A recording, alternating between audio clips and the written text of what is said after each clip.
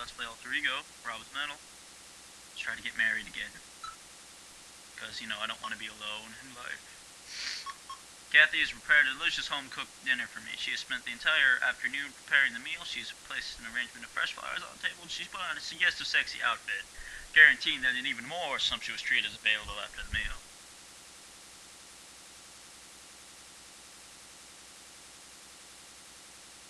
The cat eats the dinner.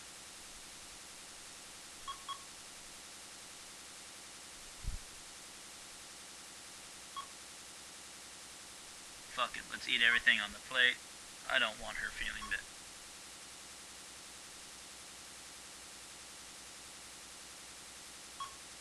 I will tell her it was interesting. Kathy says Fluffy liked it too. I gave her some before we sat down to eat. Oh, I have cats. I know what it's like. My sweetheart just stood me up. That's awesome.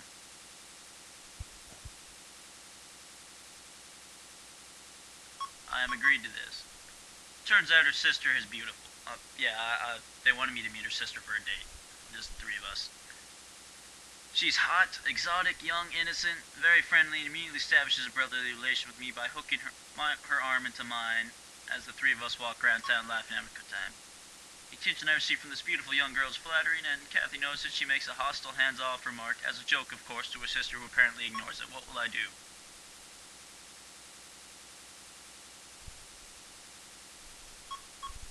Some might say this is the wimpy way I said, this is probably, but those same people spend a lot of lonely nights at home. Kathy admits that she feels threatened by Michelle's youthful beauty. What will I do?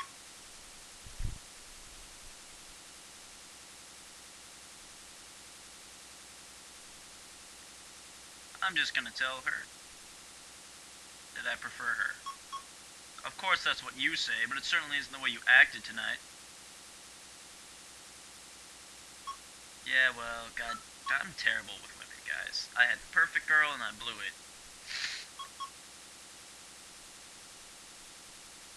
I have been informed that Kathy can be found on pages 56 to 63 of the current issue of Gent House magazine. I'm not gonna put up with Kathy anymore. I'm gonna die alone. This is so depressing.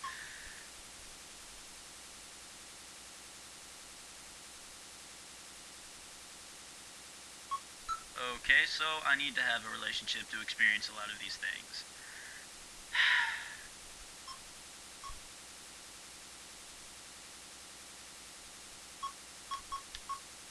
Enjoy my classes. During this point of life, college means hard work, sacrifice, and motivation.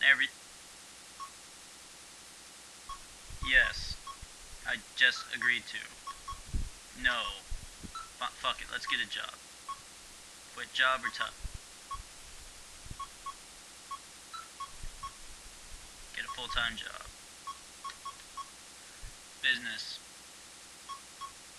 I start work immediately. Good. Oh, let's buy some stuff. Let's buy a watch. Extravagant. Cash.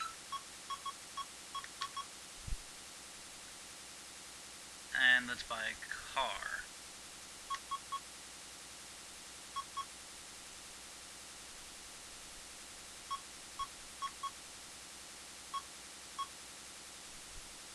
No, let's not buy it. I don't have any money, apparently. $16,000. I have plenty of money. Whatever. Let's meet someone. Let's meet Helen. No, let's meet Suzanne. Moderately attractive, very trustworthy. That's all I want. It's trustworthy. I'm looking into the distance with a tear in her. She looks into the distance with a tear in her eye. She seems sad. Deep, dark secret. Let's ask her what's going on.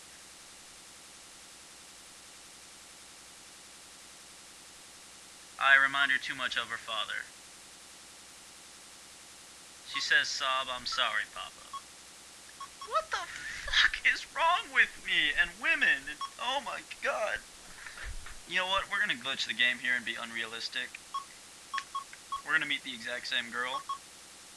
She's not trustworthy but very attractive. No, I need trustworthy. Oh.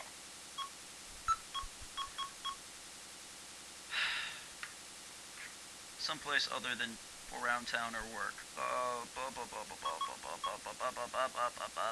Let's meet Helen. She's trustworthy and attractive. Let's ask to go steady. Mary Lou Stroker is a friend of my closest female opinion, a staunch feminist.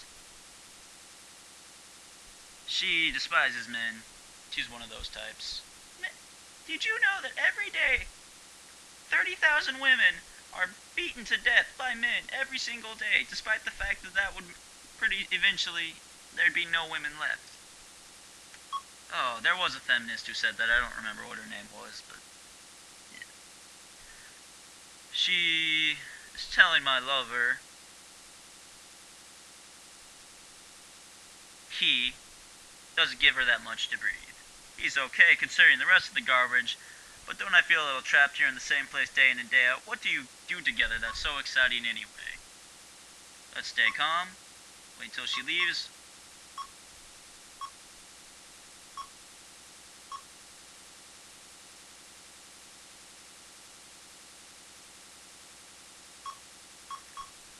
No.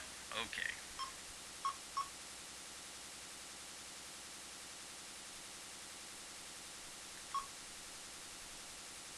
I've been sent a chain letter. Non-compliant. I don't believe that shit. A few weeks later, my goldfish dies. Don't forget Bubba. I and a close work associate have decided to take a trip out of town together. He's married. While the two of us are at he mentions that he would like to go out in town and live it up with a few women. Going along with him might mean a profitable increase in my vocational sphere.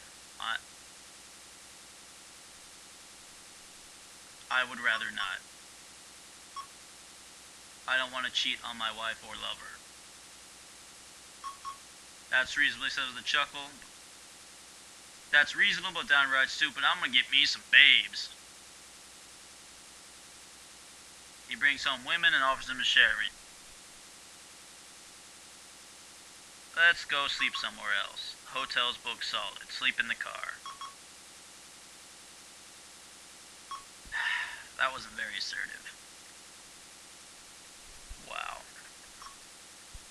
It's a very difficult decision, one that has us feeling anxious and confused. My thought crossed my mind that my father might be able to give me assistance in coming to a decision.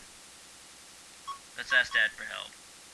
Now I begin to see the payoff. The bonds I've developed give me a strong system of support. My dilemma vanishes with some shared wisdom. My life sphere improves across the board.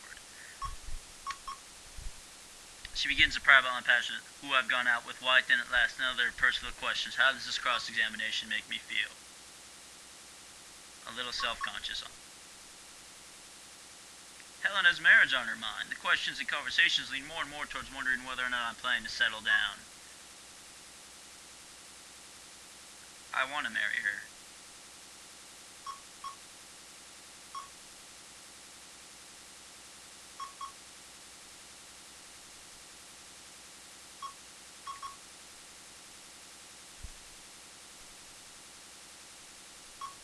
Alright, she wants to settle down, we're settling down. Spend a lot of money on the ring. Father likes me, Mom likes me.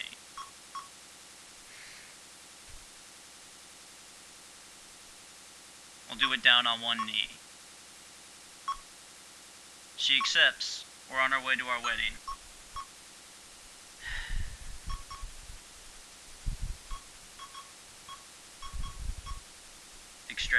We'll do not in the suburbs.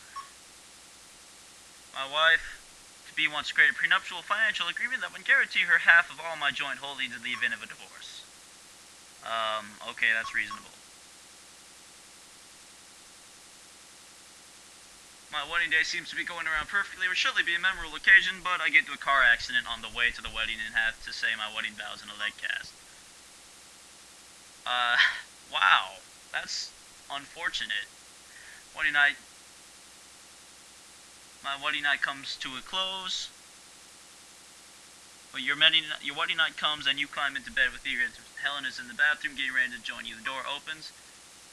Helen looks resplendent in her turtleneck flannel pajamas with the little slipper feet attached to the pants. Yeah! Believe it or not, she is terrified as having sex with me and there's no getting her to try. Like, I've never prayed before that she'll get over this. Begging. Let's travel by boat. Any problems I might have experienced on one day are washed away by the peacefulness of my surroundings. This is the start of a lifetime that will be filled with many emotions. There is love, of course, but that will have to be tempered with tolerance. After all, loving someone who loves me in return is easy. Tolerating her when she's moody and irritable is difficult, and may be the difference between staying together or falling apart. Admiration will sometimes be offset by petty jealousy. Desire for companionship will sometimes be replaced by a need for solitude. Such talk may seem premature, but within the next 2 years, things start to become difficult. The newness of the marriage will wear off, and I'll have to start coming to grips with the fact that my partner is not as perfect as I would like. This isn't a bad thing, yada yada yada yada. How much money do I have? 44. 3. Married to Helen. Let's have an experience with my wife. There's plants in the kitchen that absolutely needs fixing. Mind me, it doesn't need fixing right now, this very second, but Helen has it in her head that she would like to see it get fixed now, so that she will have it when she does need it. I'm sleepy and prefer to take a nap. My wife is beating the bushes trying to locate me for the assignment. What will I do? Fix the appliance, because you can't win with women. I remove the back panel of the paneling that says, do not remove unless I am an authorized repairman, and begin fiddling with a loose thing. I seem to have fixed it when I tested it out. My body feels like it was towed over a cobblestone road. I was just given quite a shock, and now I don't have to worry about fixing it. It's a charred mass of aluminum and wires. That's great for my health. On a warm Saturday afternoon, a young kid challenges me to a strenuous physical competition. Let's accept the challenge. I must be losing. I remember a time when I outran, outjumped, outhurled, outboxed, and outbragged little young guys like him. Now he's got it over me. When the game is over, he puts his arm around my shoulder and smiles.